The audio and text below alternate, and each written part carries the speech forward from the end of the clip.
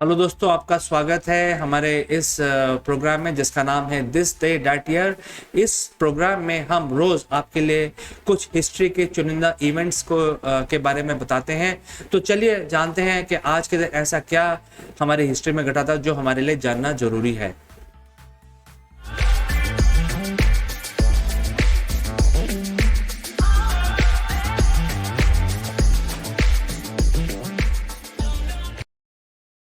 दोस्तों, सबसे पहले इंफॉर्मेशन हमारे इजिप्ट से है। हम सब जानते हैं कि इजिप्ट एक इस्लामिक कंट्री है और यहाँ पे बहुत तरीके के सिविलाइजेशन हुई हमारे हिस्ट्री में। जैसे इजिप्शियन सिविलाइजेशन है, उसके बाद इसको रोमन्स ने ऑक्यूपाई किया और रोमन्स ने इसको काफ़ी तरक्की दी। रोमन ऑक्यूपेशन के टाइम और रोमन एम्पायर के टाइम यहाँ पे इनकी कैपिटल का नाम था अलेक्जेंड्रिया, जो बहुत ही पॉपुलर एक सिटी थी। इटली के बाहर दूसरा बड़ा एक इनका रोमन एम्पायर का एक केंद्र हुआ करता था ये। 1642 सितंबर 17 पे इस पे अरब फोर्सेस ने अटैक किया और इनका अरब फोर्सेस का लीडर का नाम था अमीर इब्न अल्लाह, और इन्होंने रोमन्स को हराया और उसके बाद ये पूरा सिटी अलेक्जेंड्रिया सिटी को डिस्ट्रॉय कर दिया गया।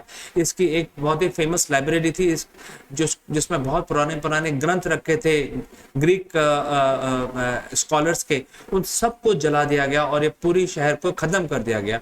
उस दिन से ये शहर जो है खंडर में तब्दील हो गया और इस दिन के बाद जो इजिप्ट था वो इस्लामिक में कन्वर्जन हुआ। इसको वहाँ के लोग, जिंदा बचे लोगों को कन्वर्ट किया गया और तब से ये इस्लामिक कंट्री बन गया है। तो आगे बढ़ते हैं अगले आइटम के ऊपर। अगला आइटम है हमारे एक डच साइंटिस्ट थे जिन्होंने आज के दिन ये पता लगाया था कि बैक्टीरिया जैसी कोई चीज होती है, क्योंकि उससे पहले हमें पता नहीं था कि हमें जो बीमारियां होती हैं ये क्यों होती हैं। तो ये डच साइंटिस्ट थे, इनका नाम था एंटोनी वैन लीवनहॉक एंड इन्होंने 1683 में सितंबर 17 में के दिन इन्होंने इस बैक्टीरिया की खोज की थी और उस दिन से साइंटिस्ट को पता चला कि बैक्टीरिया जैसा कोई जीव होता है। तो चलिए आगे बढ़ते हैं। आज ही के दिन 1787 में यूएस कॉन्स्टिट्यूशन को एक्सेप्ट किया गया। फिलाडेल्फिया कन्वेंशन में एक मीटिंग हुई थी जिसमें सारे बड़े लीडर यूनाइटेड स्टेट्स के मिले थे और उन्होंने उनके देश का जो कॉन्स्टिट्यूशन है कैसा होना चाहिए, क्या राइट्स होने चाहिए, क्या ड्यूटीज होने चाहिए, इस सब का एक जो डॉक्यूमेंट बनाया था उसको उन्होंने कॉन्स्टिट्यूशन बोला। और उन्होंने कहा कि ये कॉन्स्टिट्यूशन सब सिटीजन्स पे लागू होता है और इस कॉन्स्टिट्यूशन को एक्सेप्ट किया गया आज के दिन सितंबर 17 1787। आगे बढ़ते हैं। 1849 में सितंबर 17 को 3 अश्वेत लोग स्लेवरी के चंगुल से आजाद होकर पहली दफा निकल के आए थे। इनका लेडी का नाम था हैरिट टबमैन और इनके 2 भाई। ये पहले ब्लैक लोग कहलाए जो स्लेवरी के चंगुल से आजाद होके भाग के नॉर्थ की तरफ आए थे सितंबर 17 1849 को। इंपॉर्टेंट है ये अमेरिकन हिस्ट्री के हिसाब से। आगे बढ़ते हैं। आज के दिन 1909 में एक 2 आर्कियोलॉजिस्ट थे, इन्होंने पता लगाया। इनका नाम था डेनिस पायरोनी एंड लुइस कैप्टन। इनको नियंडरथल मैन के अवशेष मिले। अब नियंडरथल मैन एक ऐसी प्रजाति है जो ह्यूमन होती है और इससे पहले, इस खोज से पहले हमें पता नहीं था कि एक और प्रजाति है ह्यूमंस की जो धरती पे एग्जिस्ट करती थी और थ्राइव करती थी। तो हम तो यही जानते हैं कि जो ह्यूमंस थे अफ्रीका से आए थे और वो सारी दुनिया में छा गए और उनका जो उनकी जाति को बोलते हैं होमो सैम्पियस। लेकिन ये पता नहीं था कि एक और जाति थी जिसका नाम था नियंडरथल्स। ये अलग एरिया में डेवलप हुए और इनका जो डेवलपमेंट था वो होमो सैम्पियंस से अलग था।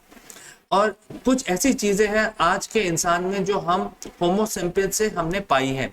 वो है जैसे फैमिली में रहना, क्योंकि जो होमोसेपियंस थे वो तो हंटर गैदरर थे, लेकिन जो नियंडरथल मैन थे ये फैमिली में रहते थे और एक फैमिली का ख्याल रखते थे। तो ऐसा माना जाता है कि जब ये दोनों प्रजातियों का इंटरेक्शन हुआ तो उससे जो हमारा जो मॉडर्न समाज है या हमारा मॉडर्न जीन पूल है वो उससे आगे बढ़ा है। मतलब इसमें हम मिक्स हुए हैं नियंडरथल के साथ, ऐसा बोला जाता है। और ये भी बोला जाता है कि कुछ जो हम आज के मानव के अंदर जो कुछ जीन्स पाई जाती हैं वो नियंडरथल मानव के जीन से मिलती जुलती हैं, जैसे कि यूरोपियन में ब्लॉन्ड हेयर और रेड हेयर, ये जीन्स जो है ये नियंडरथल के मानव के शरीर से आई हैं। तो दोनों प्रजातियों का जो मिलन हुआ तो उससे मॉडर्न मानव बना और ये बोला जाता है कि ये करीब 40,000 से 50,000 साल पहले हुआ था। बट इसकी खोज हुई थी 1909 सितंबर 17 को। चलिए आगे बढ़ते हैं। अब हम सेकेंड वर्ल्ड वॉर के बारे में बात कर लें। सेकेंड वर्ल्ड वॉर में इतनी हिस्ट्री बनी है कि हम इसको इग्नोर नहीं कर सकते, रोज कोई ना कोई घटना हमारे लिस्ट में आती है। तो आज की एक दुखद घटना है जिसमें नाजीज ने 1940 में सितंबर 17 को जो उनकी ज्यू पॉपुलेशन थी उसको कोई भी आर्टिकल का पोजेस करने से इन्होंने मना कर दिया था। मतलब इसका ये हो गया कि अगर ज्यू पॉपुलेशन है, अगर आप ज्यू हो, आप इंसान हो लेकिन आप ज्यू बॉर्न हुए हो, ज्यू धर्म को मानने वाले हो, तो आप कोई भी पोजेशन नहीं रख सकते हो। यहाँ तक कि आपके कपड़े जो आप शरीर पे पहनते हैं ये भी आपके नहीं है। तो ये ऐसा ड्रैकोनियन लॉ 1940 में सितंबर 17 को नाजी गवर्नमेंट ने लागू किया और उन्होंने सारे जो जमीन जायदाद और जो भी पोजेशन थे ज्यू पॉपुलेशन के उसको हत्या लिया। तो ये एक बड़ी दुखद घटना है, सितंबर 17 को 1940 पे ये घटी थी। चलिए आगे बढ़ते हैं। आज हमारे प्राइम मिनिस्टर जी का जन्मदिन है। इनका सितंबर 17 जन्मदिन होता है, हम हर साल मनाते हैं। इनका जन्म 1950 में हुआ था।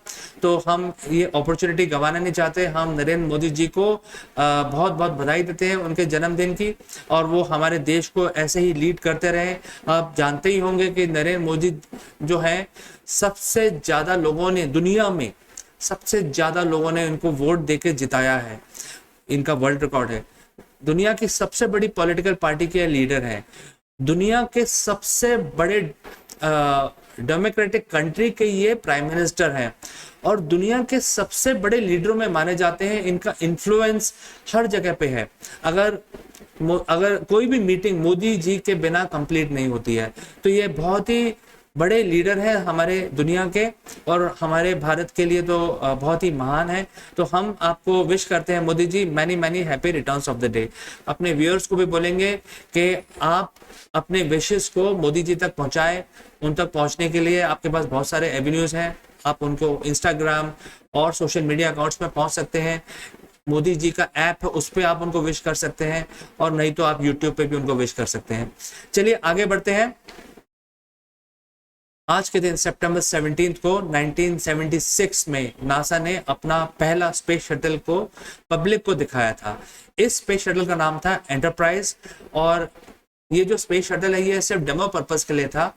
बट नासा ने अपनी टेक्नोलॉजी दिखाई और उन्होंने कहा कि ये एक इस तरीके का एक स्पेसशिप है जो स्पेस में जा सकता है, और उसके बाद स्पेस से जब धरती के एटमॉस्फेयर में अंदर आएगा तो एक प्लेन में तब्दील हो जाएगा और ये प्लेन की तरह उड़ेगा और लैंड भी कर सकता है। तो इसका डेमोन्स्ट्रेशन आज के दिन सितंबर 17 1976 को नासा ने किया था। एक बहुत बड़ी उपलब्धि है। आप जानते हैं कि स्पेस शटल प्रोग्राम ने कितने बड़े बड़े कारनामे इस दिन के बाद किए। अब आगे बढ़ते हैं। लास्ट आइटम हमारे लिस्ट पे है, ये तमिल लैंग्वेज को लेके है। हमारे देश में रोज कोई ना कोई पॉलिटिकल डिबेट चालू हो जाता है, और जो अनवांटेड डिबेट है लैंग्वेज को लेके होता है जिसकी कोई ज़रूरत नहीं है। लेकिन मैं आपको बताना चाहता हूं कि तमिल लैंग्वेज दुनिया की सबसे पुरानी लैंग्वेज में से एक मानी जाती है। तमिल, ग्रीक लैंग्वेज और एंशिएंट इजिप्शियन लैंग्वेज और संस्कृत, ये बहुत ही पुरानी लैंग्वेज मानी जाती है। और संस्कृत तो हम ज़्यादातर हम डे टू डे भाषा में हम यूज़ नहीं करते हैं, हिंदी का उपयोग करते हैं। लेकिन आज भी बहुत बड़ा वर्ग है हिंदुस्तान में भारत देश में जो तमिल बोलता है, और कुछ ऐसे लोग भी हैं, बहुत सारे लोग हैं जो तमिल के अलावा और कोई लैंग्वेज बोलते नहीं है। तो ये बहुत ही अचंभे वाली बात है कि दुनिया की सबसे पुरानी लैंग्वेज आज भी बोली जाती है और बहुत बड़ी तादाद में। अगर आप साउथ ईस्ट एशिया में जाएं तो वहाँ पे ऑफिशियल लैंग्वेज है, जैसे मलेशिया में ऑफिशियल लैंग्वेज है, सिंगापुर में ऑफिशियल लैंग्वेज है। ये हमारे साउथ के स्टेट्स में बहुत लोग उसको जानते हैं और बोलते हैं। डेट उनकी रोजमर्रा की भाषा है, ये लिखते हैं और लीगल मैटर्स में यूज की जाती है। तो ये एक बहुत पुरानी एक भाषा है। और बहुत कम लोग ये जानते होंगे कि 2004 में इंडियन गवर्नमेंट ने इसको पहली क्लासिकल लैंग्वेज का दर्जा दिया है। तो जो पॉलिटिकल बातें जो हम सुनते हैं उसमें कोई तथ्य नहीं है, जो रियलिटी है वो ये है कि ये तमिल लैंग्वेज दुनिया की सबसे पुरानी लैंग्वेज में से एक है और आज भी बोली जाती है, बहुत ही रिच लैंग्वेज है। और इंडियन गवर्नमेंट ने इसको भारत की पहली क्लासिकल लैंग्वेज का दर्जा दिया है सितंबर 17, 2004 को। तो दोस्तों आज के दिन काफ़ी इंपॉर्टेंट घटनाएं घटी। मैंने आपको कुछ घटनाएं सिलेक्ट करके बताई। आप अपने विचार हमारे तक भेजाएं, अपने कमेंट्स लेके हमारे तक। और हमारा वीडियो देखने के लिए बहुत बहुत धन्यवाद। आज मैं आपसे विदा चाहता हूं। कल फिर आपसे मिलूंगा कल की घटनाओं को लेके। तब तक के लिए विदा, नमस्कार।